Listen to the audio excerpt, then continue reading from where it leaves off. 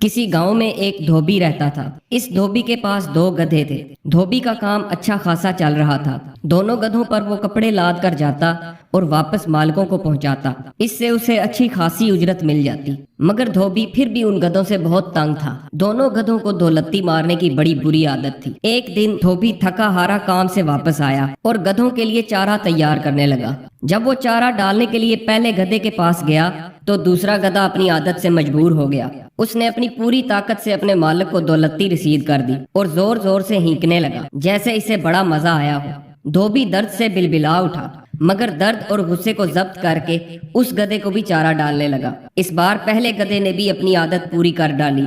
उसने भी अपनी ताकत का पूरा इस्तेमाल करते हुए दौलत्ती अपने मालिक को दे मारी। दोनों गधे जोर जोर से हींकने लगे, मगर इस बार धोबी तैश में आ गया। उसने एक लाठी उठाई और जोर जोर से गधों को पीटने लगा। नाकारा हो तुम, फजूल हो तुम, ये कहते हुए धोबी उन्हें पीटता गया और घर से बाहर निकाल दिया। दोनों गधों ने घर से बाहर निकलते ही दौड़ लगा दी। पहले गधे ने दूसरे गधे से पूछा, यार एक बात तो बताओ, मालिक ने हमें मारा वो तो समझ में आ गया, मगर वो साथ ये क्यों कह रहा था कि नाकारा हो तुम, फजूल हो तुम? दूसरे गधे ने जवाब दिया, यार मेरे ख्याल से ये हम दोनों के नाम हैं। तुम्हें मारते हुए मालिक कह रहा था कि नाकारा हो तुम, और मुझे मारते हुए वो कह रहा था फजूल हो तुम, इसलिए तुम्हारा नाम नाकारा है और मेरा नाम फजूल है। दोनों गधे लावारस चलते हुए एक बस्ती में चले गए। उस बस्ती के बच्चे बड़े शरीर थे। गधों को देखते हुए उन बच्चों ने दोनों पर पत्थरों की बारिश कर दी। नाकारा और फजूल चीखते चिल्लाते वहां से भागकर बस्ती से बाहर निकल गए। दोनों अपनी किस्मत से मायूस आंसू बहा रहे थे कि काश हम भी इंसान होते।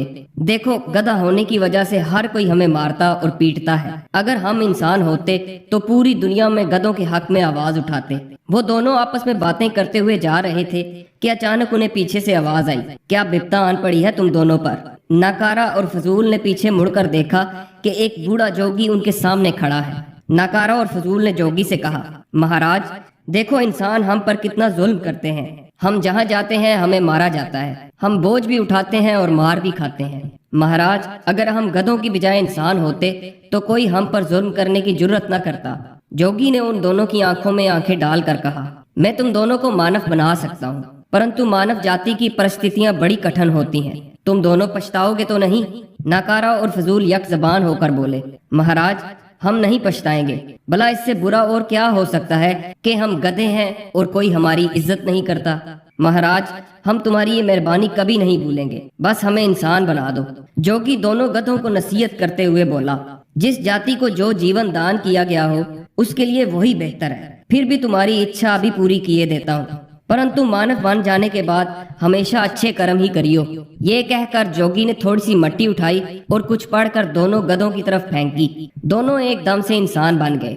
अगले ही लम्हे जोगी उनकी नजरों से ओझल हो गया। नाकारा और फजूल बहुत खुश थे और सोचने लगे कि अब तो हम इंसान हैं और हर कोई हमारी इज्जत करेगा। वो बड़े अकड़ कर चल रहे थे। चलते चलते एक बस्ती में दाखिल हो गए। अचानक सामने से एक आदमी अपने हाथ में सामान उठाए भागता हुआ उनके सामने से गुजरा।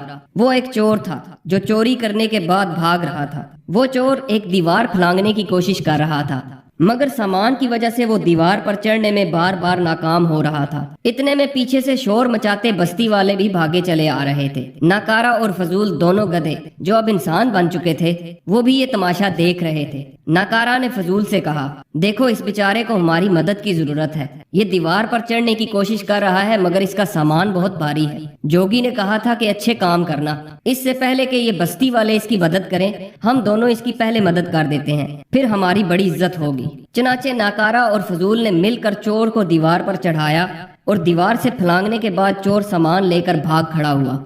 बस्ती वाले ये देखकर गुस्से में आग भगोला हो गए। वो नाकारा और फजूल को चोर समझ बैठे। आओ देखा ना ताओ, लातों और घूंसों से नाकारा और फजूल की दुर्गत बनाना शुरू कर दी। नाकारा और फजूल चीखते चिल्लाते वहां से भाग गए और एक दरख्त के नीचे बैठकर आपस में बातें करने लगे कि बस्ती वालों ने उन्हें आखिर क्यों मारा। वो तो अपनी तरफ से बड़ा अच्छा काम कर रहे थे। आपस में यही बातें करते करते दोनों लेट गए। अभी लेटे हुए चंद ही मिनट हुए थे कि 3 बंदूक वाले आदमियों ने उन्हें आन घेरा। फजूल और नाकारा दोनों घबरा कर उठ खड़े हुए। उनमें से एक ने गरजदार आवाज में कहा, ओए कौन हो तुम दोनों, चलो माल निकालो। नाकारा और फजूल ने सहमे हुए जवाब दिया, जी माल, कैसा माल? दूसरे बंदूक वाले ने उन दोनों के माथों पर बंदूक रखते हुए कहा। ज्यादा होशियारी नहीं, चलो जल्दी से माल निकालो, हमारे पास कुछ नहीं। दोनों गधों ने हाथ जोड़ते हुए कहा। बंदूक का रुख दोनों की तरफ करते हुए एक आदमी ने मोटी मोटी मूंछों और लाल लाल आंखों वाले से पूछा, जो इनका सरदार था। सरदार, कर दूं काम तमाम इन दोनों का? नाकारा और फजूल दोनों आंसू बहाने लगे। हमें माफ कर दो, हमारे पास कुछ नहीं। सरदार को उन दोनों पर रहम आ गया। उन दोनों को खाना खिलाने के बाद उसने उनसे पूछा, हमारे साथ काम करोगे? काम? क्या काम? उन दोनों ने बड़ी मासूमियत से पूछा। चोरी, डाका और क्या? सरदार ने एक जोरदार कहका बुलंद करते हुए कहा। नकारा और फजूल ने घबराते हुए जवाब दिया, जी हम तैयार हैं। शाबाश। सरदार ने उन दोनों के सर पर हाथ फेरते हुए कहा, आज से तुम दोनों हमारे गिरोह में शामिल हो। मेरा नाम मंगल सिंह है, मैं तुम्हारा सरदार हूँ, और ये राम सिंह और शंकर है। दूसरे दोनों आदमियों की तरफ इशारा करते हुए सरदार ने उनका तारुफ करवाया। पहले हम तुम दोनों का इम्तिहान लेंगे। हम तुम्हें 2 मौके देंगे। अगर तुम एक में भी कामयाब हो गए तुम हमारे साथ पक्के हो जाओगे। उन चोरों ने अगले दिन शहर में चोरी करने का फैसला किया और उसी दिन वो शहर में चोरी करने के लिए चले गए। रात के तकरीबन 12 बज रहे थे। उन्होंने एक कम्हार के घर चोरी करने का मंसूबा बनाया, जो शहर का एक मशहूर कम्हार था, जिसके बनाए हुए बर्तन बहुत कीमती होते थे। देखते ही देखते पांचों ने मिलकर बर्तनों के कई थैले भर लिए। वो बहुत खुश थे। वो अंधेरे में ये काम बड़ी एहतियात से अंजाम दे रहे थे। नाकारा ने फजूल से पूछा, देखो क्या ये बर्तन मजबूत हैं? अगर बर्तन मजबूत ना हुए फिर हमें क्या फायदा इनको ले जाने का? अब तो हम इंसान हैं, अब हम गधों की तरह दौलती तो मार नहीं सकते। लिहाजा ऐसा करते हैं कि एक बर्तन को एक लात तुम मारो और दूसरे बर्तन को मैं लात मारता हूँ। इस तरह हमारी दौलती वाली आदत भी पूरी हो जाएगी और बर्तनों की जांच भी हो जाएगी। चुनाचे दोनों ने एक एक दौलती बर्तनों पर रसीद कर दी। धड़ाम की आवाज से बर्तन टूट गए और कम्हार की आंख खुल गई। वो पांचों भाग खड़े हुए। अब वो आगे आगे दौड़ रहे थे और बहुत से लोग पकड़ो पकड़ो, चोर चोर की आवाजें लगाते हुए उनका पीछा कर रहे थे। भागते भागते वो जंगल तक पहुंच गए और वो छुप गए। अब वो अपने अड्डे में बैठे हुए थे कि थकावट की वजह से उनका बुरा हाल था। सरदार ने सुराही से पानी हलक में उंडेलते हुए दाएं हाथ से मुंह साफ करते हुए उन दोनों गधों से पूछा, तुम दोनों ने वो बर्तन क्यों तोड़ा? सरदार, हम तो ये जानना चाहते थे कि बर्तन पक्के हैं या कच्चे, मगर वो बर्तन तो कच्चे निकले।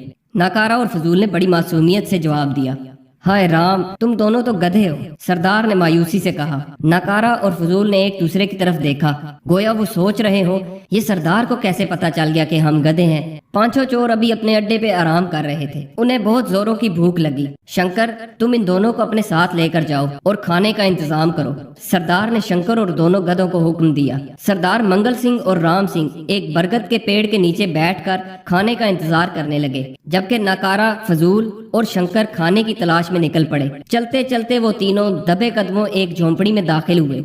झोंपड़ी के अंदर एक बूढ़ी बिस्तर पर लेटी सो रही थी। बुढ़िया के पास ही एक खीर का देगचा हल्की आग पर पक रहा था। बुढ़िया अपने बेटे का इंतजार करते करते थक कर सो गई थी, जो अभी तक काम से वापस नहीं आया था। शंकर ने नाकारा और फजूल को देगचा उठाने का हुक्म दिया और खुद बाहर चला गया। बुढ़िया चारपाई पर सो रही थी और बुढ़िया का हाथ चारपाई से नीचे इस तरह लटक रहा था जैसे वो खीर मांग रही हो। नाकारा ने फजूल से कहा, देखो इस बेचारी ने कितनी मेहनत से खीर बनाई है, अब हम सारी खीर ले जाएं ये भी तो अच्छी बात नहीं। ऊपर से देखो वो हाथ फैलाए खीर भी मांग रही है। फजूल ने कहा, बात तो तुम्हारी ठीक है, चलो थोड़ी सी खीर इसके हाथ पर डाल देते हैं। खीर गर्म थी। जैसे ही फजूल ने खीर बुढ़िया के हाथ पर डाली, बुढ़िया एकदम से चिल्लाती हुई उठी और शोर मचाने लगी। नाकारा और फजूल घबरा गए और खीर का देगचा छोड़कर वहां से भाग खड़े हुए। अब भागते भागते बरगद के पेड़ के नीचे अपने साथियों के पास पहुंच चुके थे। अबे क्या हुआ, खीर नहीं लाए? शंकर ने हैरान होकर पूछा। बस फिर क्या था? हाँफते हुए दोनों ने अपनी बेवकूफी का वाकया सुना दिया। अरे यार, ये तो सचमुच के गधे हैं, ये तो हमारे काम के आदमी नहीं। सरदार मंगल सिंह को इस बार उन पर बहुत गुस्सा आया।